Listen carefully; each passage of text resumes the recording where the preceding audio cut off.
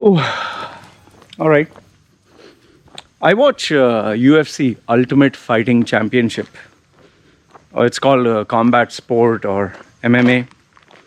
I also watch boxing, and I like to see uh, sports like Olympics, 100 meter, 200 meter, 400, 800. I like to see all these sports, even triathlon. Sometimes you might be surprised, but half marathons and the elite level. I watch all of them. Maybe because I've been a competitor myself, and sometimes I even watch bodybuilding shows and all that. Now, the focus is always the winner, because after the winner wins a prize, obviously raise his hand, they might break down in tears, because the amount of sacrifice and effort and dedication that you've put years and years. And normally after they win the trophy or the gold medal, they thank God, they thank their coaches, they thank their teams, they thank their fans, people who support them, follow them, parents. And then in the end, they give you a motivational or inspirational message. Never let anyone tell you what you can do, cannot do. Believe in yourself. Dare to dream. I was like you, blah, blah, blah. Fine. Now, this is not to, mock their messages. They generally believe what they say. But so many times, we always focus on the winner.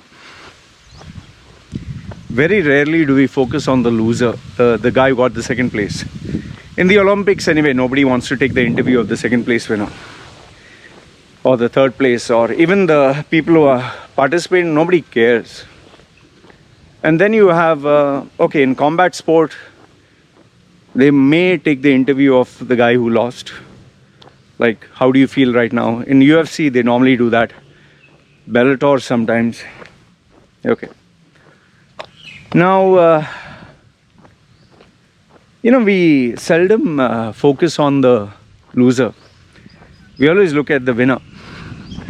And then if you actually think about it, there's a winner, second place winner, and there's a sea of humanity. There is a sea of contestants and participants and people who are struggling to try.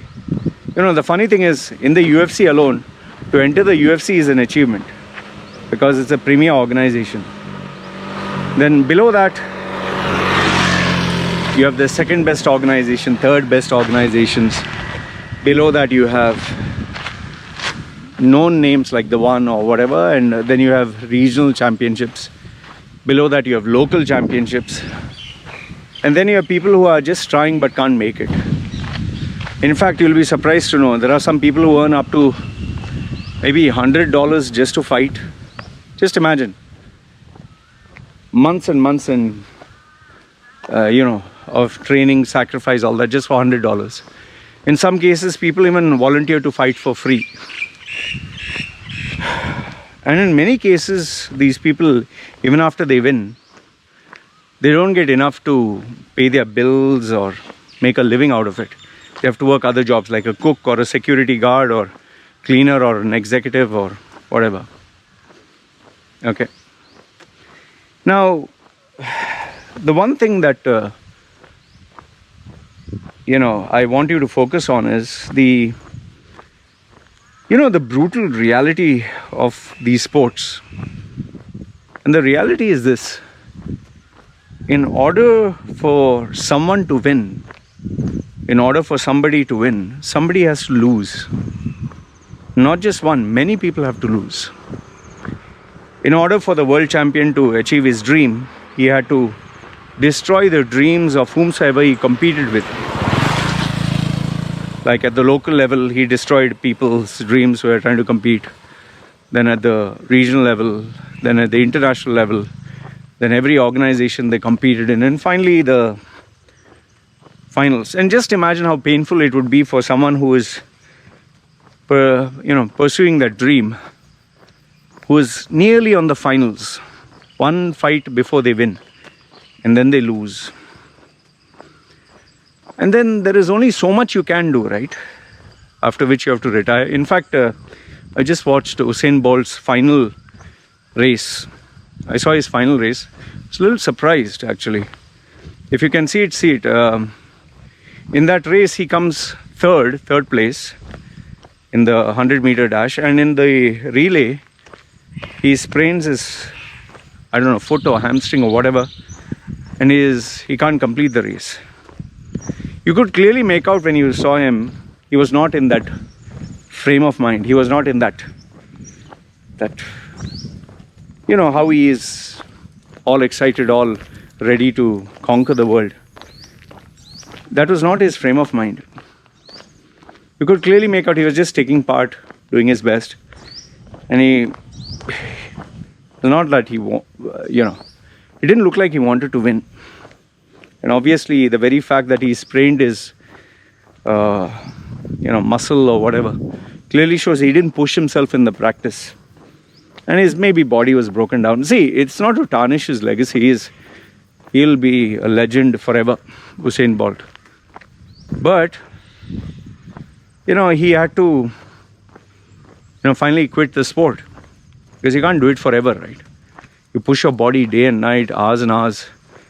You want to, there's a certain point you can't do it anymore. You know, after you reach the peak, and then there's nothing but the decline phase, you know. Now, just imagine, you know, every time Usain Bolt won, he won a gold medal. He destroyed the dreams of so many other people, especially the second place winner. Just imagine the difference in the timing. Not even 1 second.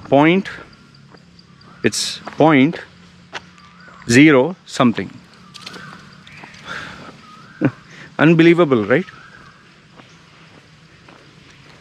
So what am I trying to tell you? What am I trying to imply here? What is the important lesson for you to think about, or why am I sharing this? You know, the job that you have, the position that you hold, you got it because somebody else was also trying for the job and you took it from them. Which is not wrong, survival of the fittest. But now you're trying to hold on to that job and someone below you wants that job. Maybe someone above you is planning, I'll get this guy kicked out so I can bring my guy in. You know, it's survival of the fittest. And then when you want to try for a new job, it's not you're just putting yourself, you're competing against others. And they will do their best to, either they'll use influence, they'll pay a bribe, they'll get professional coaching, or maybe it's just luck, you know. But in order for you to achieve your dream, you have to be mentally in the zone that it's do or die, you know. It's survival of the fittest. You need to have this cold, calculated, callous personality that is ready to conquer.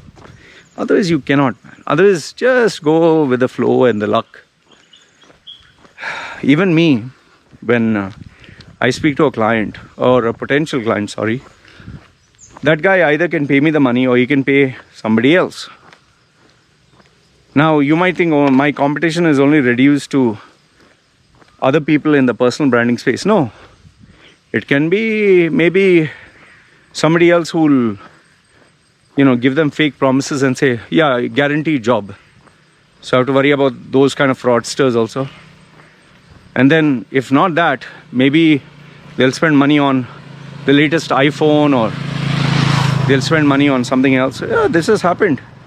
People save the money, want to take my service, but then they decide to buy something else. In fact, forget that. My other competition is even their girlfriends and boyfriends. I've had instances where people took a loan to take my service and then decided to buy their girlfriend or boyfriend a gift. I'll speak about it in another video. This has happened. So it's that competition away. And then, yes, there are unforeseen circumstances, like, let's say the guy has a budget to pay you, and then someone in his family got sick. Obviously now he doesn't want to focus on this. He has to focus on what is urgent, right? When you think of life this way now, you don't take it as a holiday, you don't take it relaxingly, you take your work very seriously. It's do or die. It's survival of the fittest. It's like, and when you factor in you're getting old every single day, new competition is coming up every month after month, year after year. The world is changing, and very soon the law of diminishing returns will operate in your life, where you can only earn up, then you'll max out, and then nothing but the downward trend will start. And then if you're lucky, you can get something, otherwise that's it, you're finished. Why do you think so many MMA fighters are trying some boxing exhibition match or some dummy thing here and there to make a quick buck? Because they know their time is up. Like Sting just sold his entire music catalog for 300 million because he knows his time is up.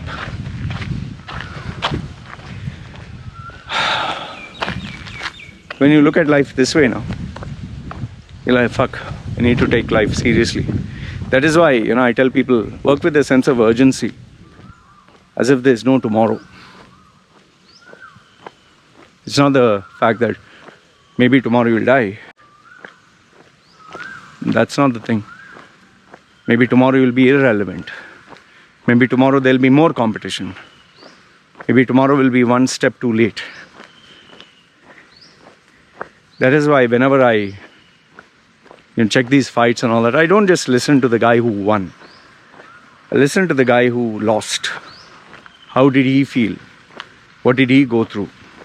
Because that guy must have done the same amount of work, sacrifice, coaching, dieting. In some cases, they do even more. They push themselves beyond what they possibly could just for that one moment of glory. I've done the same. Just to achieve a goal, I push myself. Maybe it was not for the world's best or whatever. But, when you get second, it destroys you internally. That is why many people, after they lose, they're never the same person again. If you achieve your goals and dreams and you can get that elusive gold medal, great guns. You made the money, you've done everything. But if you can't, you need to make best of what you have in life. Because remember, there are too many variables, not just hard work. You need to have the genetic structure, you need to have the luck, the environment, the factors, so many things. Anyway, this is what I wanted to share with you guys. Let me know your thoughts. You agree, disagree? Do you think what I'm saying is right?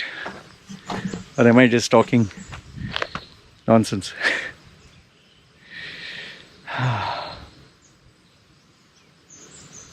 Life.